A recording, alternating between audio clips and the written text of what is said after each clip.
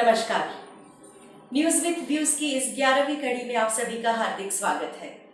Corona के कारण हमने डर को झेला, कोरोना के कारण हमने लॉकडाउन झेला, कोरोना के कारण हमारी रोजाना जिंदगी में भी बदलाव हमने देखा, पर बदलाव का ये दौर बदलने का नाम नहीं लेता। लॉकडाउन के आफ्टर शॉक्स देश को हिला रहे हैं।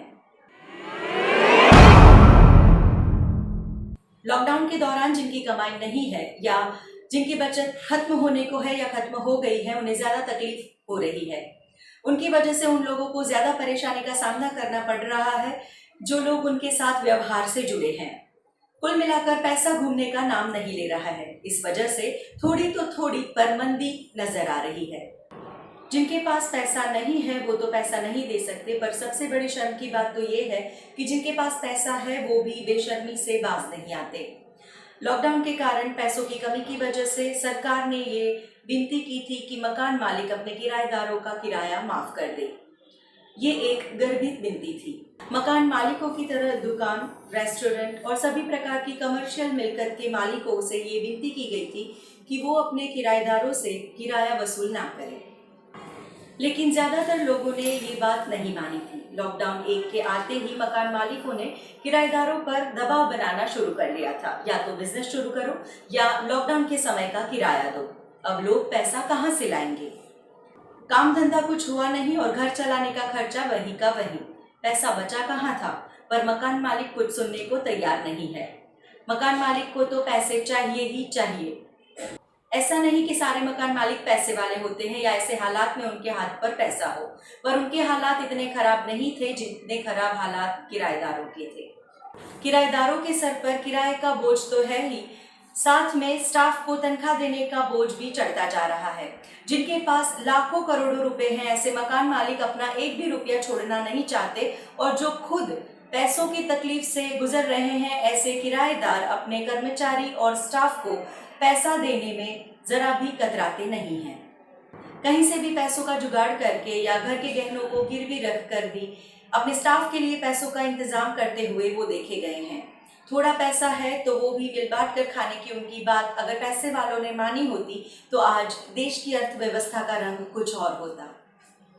किराएदारों की तकलीफ ये है कि सरकार ने मकान मालिकों से सिर्फ विनती की है कि उनका किराया माफ किया जाए।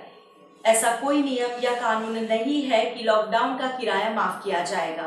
अब किराएदार जाए तो जाए कहाँ? उन्हें लगता है कि सरकार के कहने पर मकान मालिक उनका किराया माफ कर लेंगे, पर सरकार ने तो सिर्फ विनती की है और ऐसी विनती मकान मालिक सुनने को तैयार ही नहीं है। उन्हें तो किसी भी कीमत पर उनका पैसा चाहिए ही। इसी कारण इस महीने के दौरान कई किराएदार अपना मकान खाली करके जा रहे हैं। फैक्ट्री हो या गोदाम, रेस्टोरेंट हो या रहने का मकान, किराएदार बाहर निकले जा रहे हैं। शर्म की बात तो ये है कि मकान मालिक डिपॉजिट का पैसा भी खा गए हैं। लॉकडाउन के दौरान आपने किराया नहीं दिया था तो उसके सामने हम आपकी डिपॉजिट वसूल कर रहे हैं, ये कहकर कई मकान मालिकों ने किराएदारों से अपना मकान भी खाली करवा दिया और किराएदारों का धंधा भी बंद करवा दिया। ठीक ऐसा ही हाल कई कर्मचारियों का भी है। लॉकडाउन के बाद कई छोटी बड़ी कंपनियों ने अचानक से अपने कर्मचारियों को निष्कासित कर दिया था।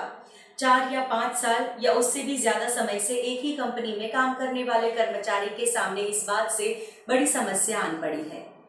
अपनी कमाई कैसे बनाए रखे, घर कैसे चलाए, इन सवालों से अब वो जूझ रहे हैं और कंपनी कुछ सुनने को तैयार ही नहीं है। कंपनी का कहना है कि बिजनेस न होने के कारण अब वो ज्यादा कर्मचारियों को झेल नहीं पाएगी। कर्मचारियों की तकलीफ ये है कि कई सालों से एक ही कंपनी में काम करने के कारण अब दूसरी जगह वो कैसे काम कर पाएंगे। हालांकि वो दूसरा काम करने का फैसला कर चुके हैं, पर ऐसे दौर में दूसरा काम देता कौन है? कई सालों से जिस कंपनी में वफादारी से काम किया था उस कंपनी ने ही साथ छोड़ दिया तो कोई और कंपनी उनका सहारा कैसे बनेगी? लॉकडाउन के दौरान या लॉकडाउन के बाद अपनी नौकरी खो चुके कर्मचारियों की संख्या दिन ब दिन हमारे देश में बढ़ रही है। बेकारों की संख्या पहले से ही हमारे देश में ज्यादा थी, जो अब बढ़ती हुई नजर आ रही है। इस बात का सीधा असर परिवार पर पड़ रहा है। तनाव के कारण आत्महत्या के किस्से भी बाहर आने लगे हैं।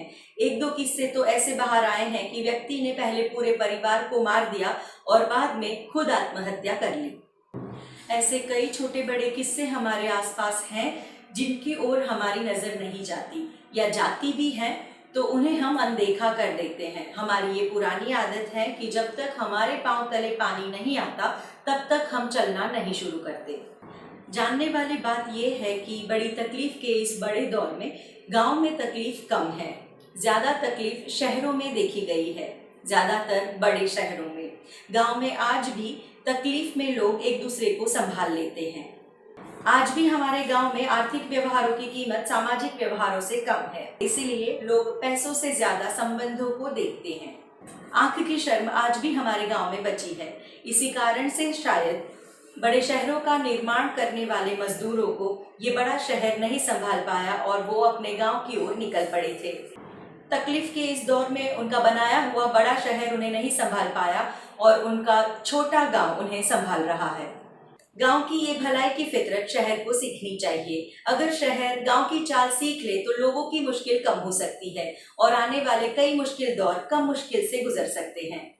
लेकिन ये तभी मुमकिन है जब इंसान स्वार्थ और लालच को छोड़कर परमार्थ के लिए विचार करे, अपना विचार छोड़कर दूसरों के बारे में सोचे।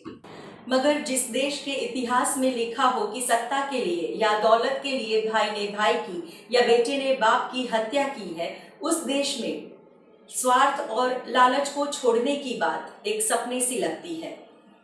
नमस्कार।